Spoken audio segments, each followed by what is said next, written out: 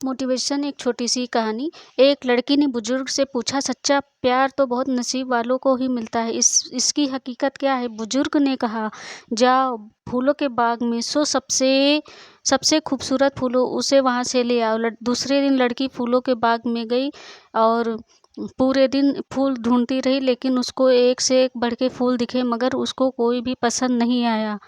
एक फूल सबसे खूबसूरत था, पर वो बेहतरीन की तलाश में उससे भी आगे चली गई, पर उसे कोई भी फूल प्यारा ना लगा। लौट कर आई तो उसने कहा कि उस बुजुर्ग से, यहाँ प्यारे फूल यहाँ प्यार बुजुर्ग ने कहा कि यहाँ प्यार की यही हकीकत है, जो सामने होता है उसकी कोई कद्र नहीं करता है, और जो मिलता नहीं है बस उसी की खोज में लगे रहते हैं सब।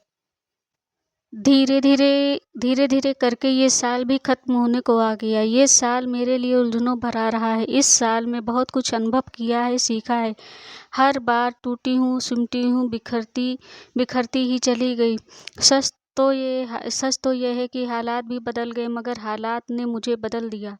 अपनों की खुशी अपनों की खुशी रखने चली थी, लेकिन खुद ही गम में छा गई। हर जख्म छुपाए, दर्द भी सहा, मगर किस्मत से न लड़ सकी और अपनों से जीत ना सकी। हर राह पर खुद को समझाया कि सब ठीक हो जाएगा, पर कभी कुछ भी ठीक नहीं हुआ। इंसान अपनी आदत वैसे ही ढाल लेता है, दर्द में जीने के और अपने आप को समझौते में सब स्वीकार कर लेता है।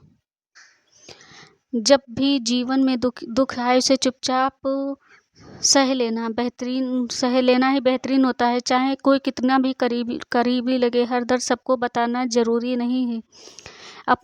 अपने कमरे में तन्हाई, ईश्वर से बातें कर लेना, मन का बोझ आंसुओं के साथ हल्का कर लीजिएगा, पर दिल में राहत जो मिलेगी। लेकिन किसी और से अपनी तकलीफ़ें कभी मत बांटना। दूसरे इसकी हंसी उड़ाते हैं और आपके जख्मों पे नमक भी लगाते हैं।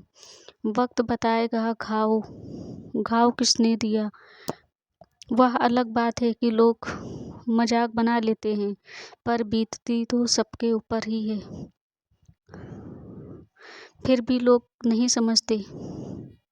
सच तो यह है, जिंदगी पहले से ही लिखी हुई एक किताब है। कौन आएगा कौन जाएगा सब तय है, बस हमें अपने हिस्से का संवाद वाला किरदार निभाना है। फिर भी अहंकार और बेचैनियों में ऐसे उलझते हैं जैसे सब हमारे हाथ में ही। हर इंसान किसी न किसी चाह में, किसी न किसी भय का शिकार है, और हम उस अधूरेपन को छुपाते हुए एक दूसरे से उलझते रहे, जबकि सामने वाला दोषी नहीं है, वह तो बस हमारा आनंद के खालीपन का आईना है। विडंबना यही है, जो बदल नहीं सकता उसे बदलने की जिद जो तय की है, उसे स्वीकार न करना। दर्द मन के सुकून को नहीं उलझना। शिकायतें हैं जिंदगी तुझसे, पर डोर तो किसी और के हाथ में है। किसी ने पूछा, क्या नाम जप करने से भगवान ईश्वर की भक्ति प्राप्त होगी या धन प्राप्त हो जाएगा, भोजन मिल जाएगा या आजीवन मिल जाएगा? तब गुरुजन ने एक शास्त्र से स्मरण करते आए हुए एक कलयुग नाम के अधूरे सुमर न उतरे पार अर्थात नाम का जप आपको ऐसा समर्थ और शक्ति दे देगा, जिससे आप कठिन से कठिन परिस्थितियों में भी नहीं टूटेंगे। अकेलापन भी नहीं लगेगा, क्योंकि धन प्रतिष्ठा और परिवर्तनशील प्राप्त करने के पश्चात समर्थ हुआ है। आप अटूट विश्वास रखिए उस ईश्वर पर। परिस्थिति में वही आपके नाम जप ही आपका कल्याण करेगा। और कोई एक मंत्र ले लीजिए और अपना जपते रहिए, भगवान आपका हमेशा स्वीकार करेंगे। हर पुरुष के नसीब में घर नहीं होता है। बहुत से लोग जिंदगी गुजार देते हैं बाहर, कमाते 4 दिन की छुट्टी लेकर जब घर आते हैं, तब घर वाले हजारों टेंशन परोस देते हैं, कुछ नए सपने जगा देते हैं, और फिर उन सपनों में सपने देखते देखते वह फिर ड्यूटी पर चला जाता है। जवानी अकेले कट जाती है, कोई दर्द बांटने वाला भी नहीं होता है। फिर भी हमेशा घर आता है, तब तक बूढ़ा हो जाता है। इसलिए कहा जाता है, क्या क्या जवानी क्या लेकर आए हो और क्या बुढ़ापा लेकर जाएगा। प्रेम किसी भी इंसान को किसी के साथ सुख भोगने के लिए नहीं होता है। प्रेम तो एक दूसरे का दुख बांटा जाता है। जो दुख है वो आपका, जो दुखी में आपका साथ नहीं देगा वो आपका अपना नहीं है। मजबूरी की वजह बताकर छोड़ जाओ वहाँ तो आपके प्यार देखकर आपको तरस खाते हैं।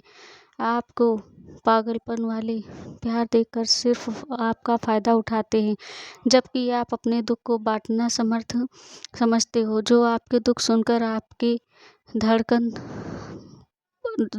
दुख को देखकर आपको पकड़ के तब तक बैठता है जब तक आप खुद को संभाल ना ले, क्योंकि आपकी चुप्पी जान ली और बहुत परेशान हो। आपका साथ दे, खामोशी से भी आपको समझे, वही आपका अपना है। यदि देखा जाए तो इंसान ऐसा कोई विषय नहीं है जो समय आने पर अमृत ना बन जाए। आवश्यकता है उचित स्थान उपयोग की। कोई भी व्यक्ति अयोग्य नहीं होता है, उसे योग्य बनाती है उसकी विचारधारा।